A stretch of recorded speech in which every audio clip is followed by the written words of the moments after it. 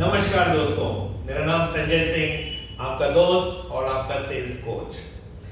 दोस्तों, अक्सर ये कहा जाता है कि a family that starts its day together is a happy family।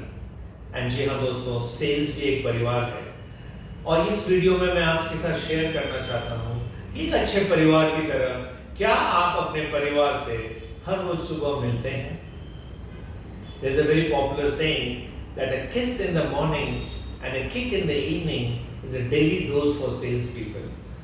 तो सुबह के समय हमें अपने सेल्स टीम को मिलना है, उनको पुचकारना है, उनको पॉजिटिव पैकिंग करनी है, उनको दिनचर्या के बारे में बताना है और उनको एक पिक अप करना है कि go and achieve what you are born for to achieve today।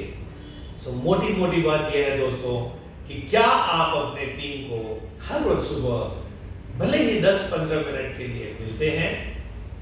अगर आप मिलते हैं तो I am sure you will create a great and winning sales team. If you have like my video, go down and click on the subscribe button and of course I'll be very interested अगर इस topic पे आप अपनी प्रतिक्रिया नीचे comment box पे दें ताकि मैं भी समझ सकूं, आपसे सीख सकूं और अपने आने वाले वीडियोस में उसके बारे में बता सकूं। अभी के लिए नमस्कार।